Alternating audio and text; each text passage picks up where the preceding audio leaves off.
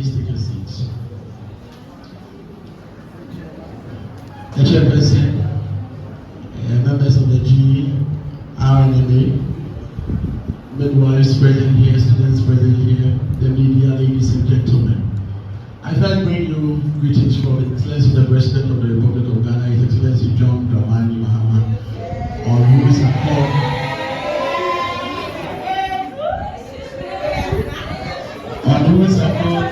I stand before you as regional minister, and also to appreciate the team who put this together in celebration of our midwives, who are critical in every crisis.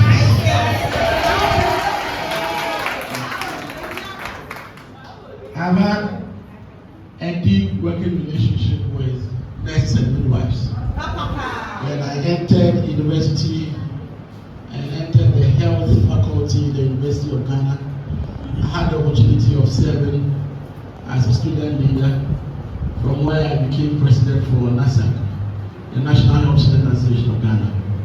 So over there we worked with GIMTA, which I'm sure most of you are familiar with, GATI, among all the other nursing and midwifery SRC groups. So all the way from students' days, I had appreciated what you do, even in school days, and what you do during your graduation, what you do during your clinicals, and again what you do when you qualify as professionals and serve the good people of the Republic of Ghana and humanity for that matter. Your care, your compassion, your professionalism is what led to my discovery of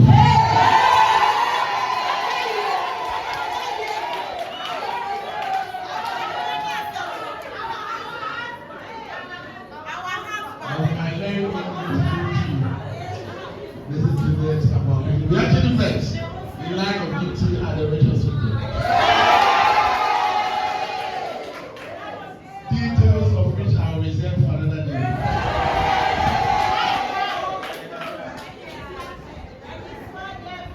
So I'm very sure you have 100% confidence that no matter what I'm doing, I will definitely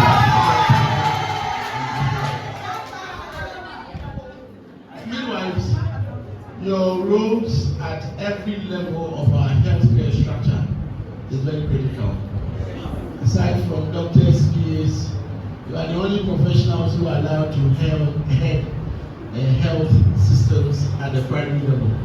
So every chip compound you visit, without a midwife, you will definitely not be able to provide that services you need to provide for the community. You work there under constraint and under few resources, but yet you deliver to make sure you save lives and make sure you get to support our mothers at that level, all the way to the secondary level, the tertiary level, among others.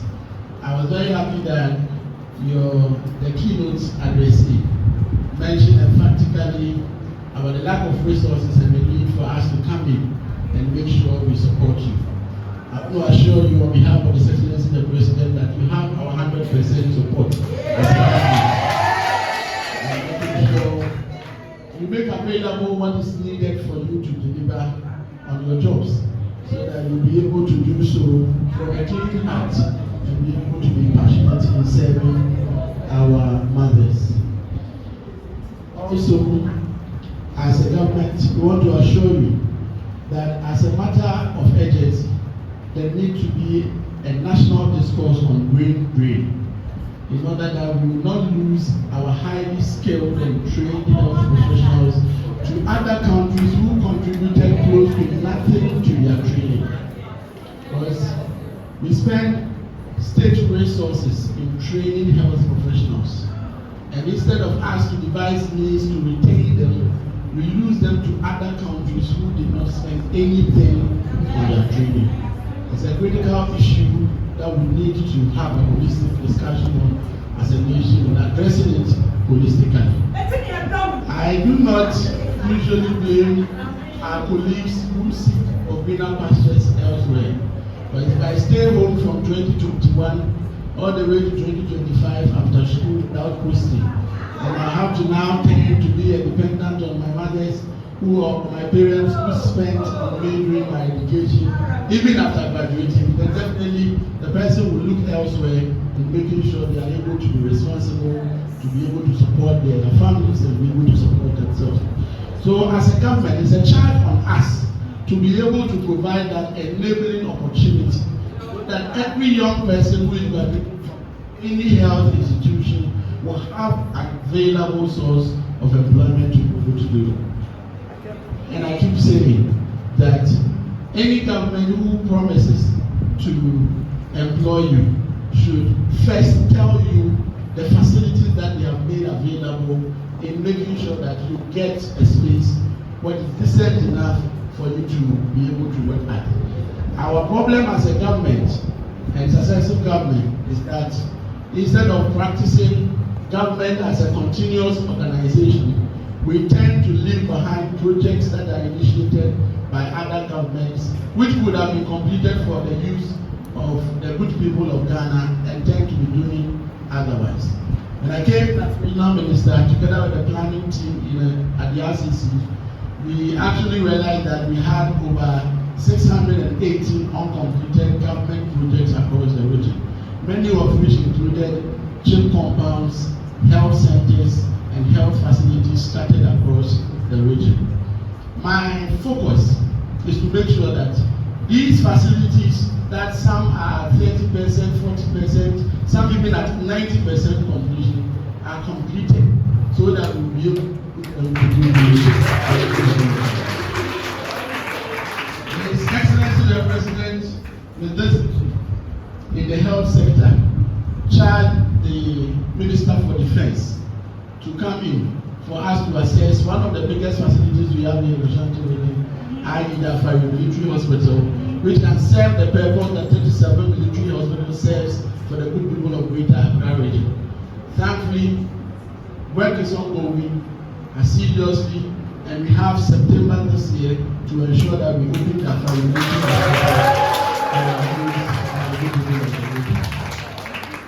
Again, as a region, realize that our referral system begins and ends at CAF. So the facility is overly burdened, for which reason there was a need to have a regional hospital in the form of the Greater Accra Regional Hospital, said that if you have to make any referrals, you will have an option aside from the Konfanochi Teaching Hospital. It is for that reason that we started the Sewua Regional Hospital. His Excellency the President has assured us that within a year of his government, he will complete that Sewua Regional Hospital as we have been as a region. This includes the other chip compounds, some of the Agenda 111 projects that were initiated by the past government. We are committed in making sure that once those projects were started with taxpayers' money, we should be able to complete it for use by the same. Having said that, we've also realized that there are some unnecessary referrals, if I may put it, that come to Konfanochi, only because we want to get away with some of the cases that we could manage as health professionals, even at the tertiary, the secondary and the primary level. So, those of you who will avert your minds to the practice at the tertiary and teaching hospitals, usually the cases are first attended to by house officers, to medical officers, to consultants, to specialists, to consultants, and in that order. So what happens is that every medical officer, every nurse, every midwife is trained to a certain standard that irrespective of wherever you find yourself, you should be able to deliver health care. There are hospitals that have the facility that can deliver health care at that level. But you find people queuing in theaters at Konfanochi when setup is made available in other referral hospitals. I tried the CEO of Konfanochi to provide a list of hospitals that do frequent referrals to Konfanochi. This is how we want to approach it. One, we want to put the consultants and then the specialists on call and on notice to assign them to these hospitals that do frequent referrals. So that instead of referring the patient, we would rather ask a specialist or consultant with some motivation to be available to these very hospitals.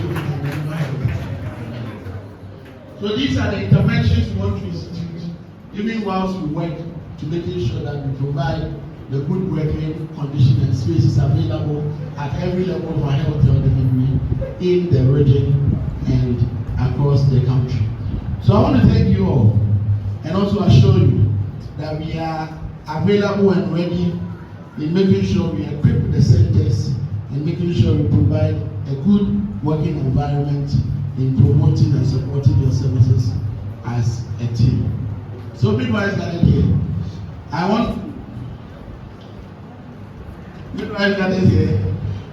to thank you and congratulate you for this precious day we are celebrating as International Day of the Midwife. And also encourage you that we appreciate what you do for humanity. We appreciate that the first care we get when we are delivered or when we visit this world is to see the care of a midwife who is either cleaning or cleaning me to make sure I cry and I cry loud. So that we can appreciate that the airways are potent and the baby is active to follow or to be given to the mother. We thank you for all the photographs you have been plotting.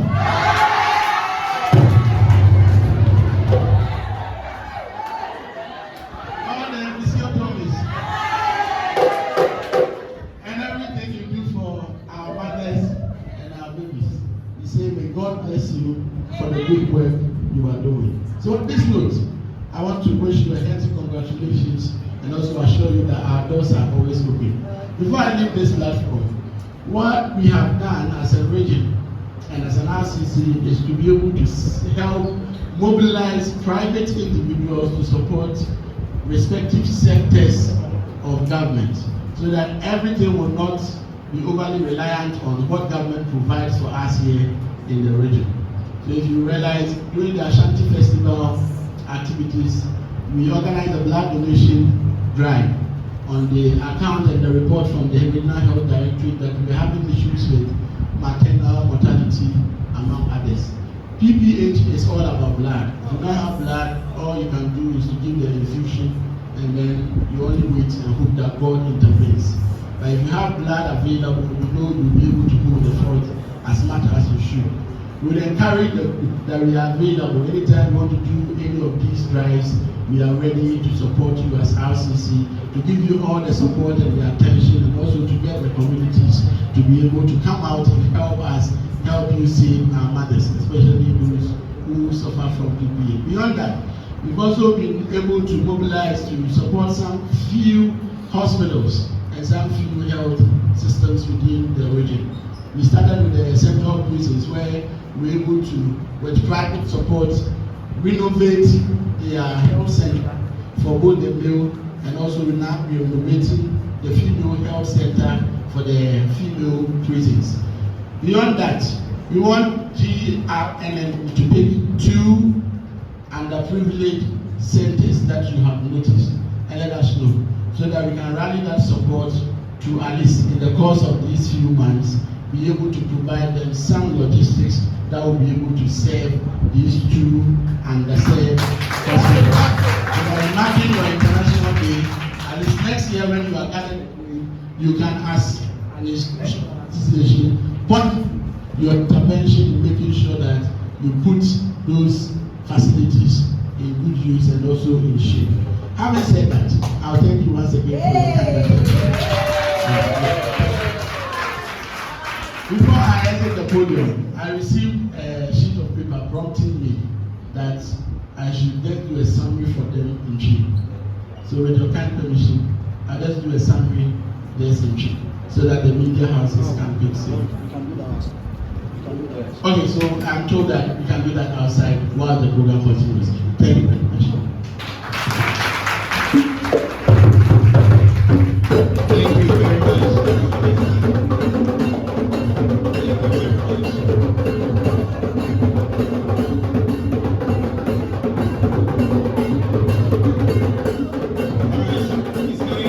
It's like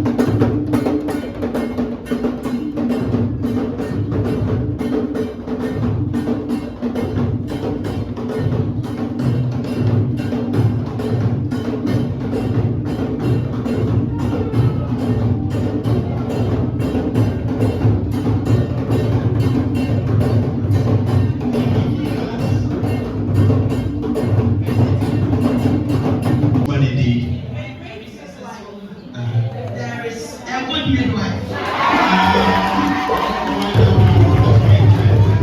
Wonderful. All right. Please give it up once again for him and the wife. Thank you for coming. Honorable Dr. Frank Amoakohene. He's Doctor. Yes. One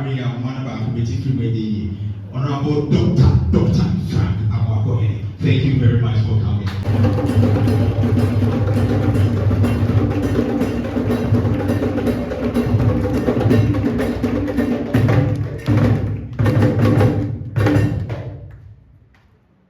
Thank you, Gifty.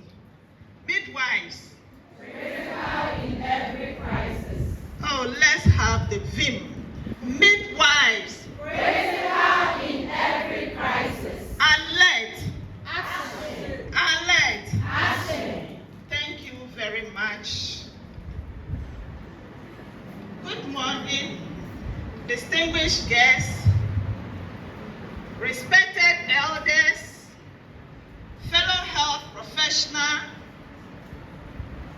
cherished midwives, students, ladies and gentlemen.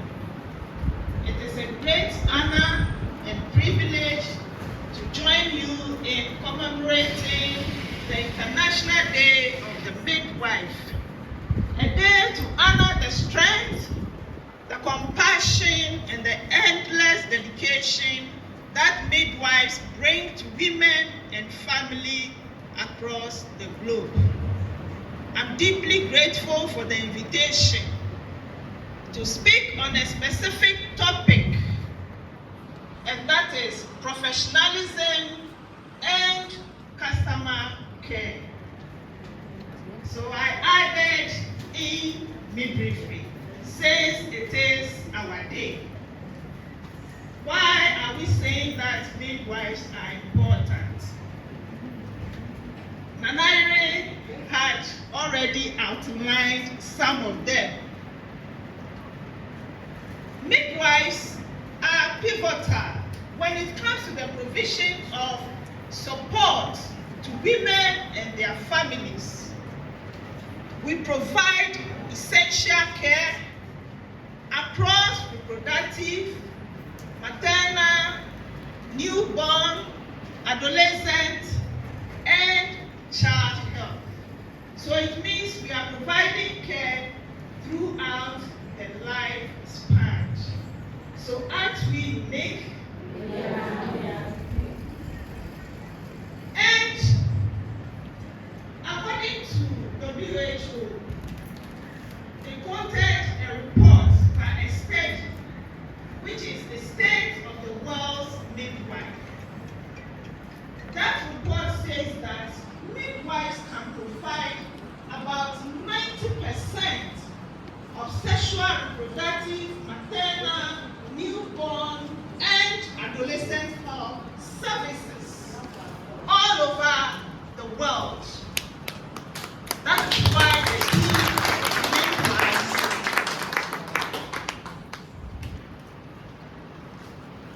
They also went ahead to say that if we are able to educate midwives to the global standard and we give them the needed support and the enabling environment to operate, they can also provide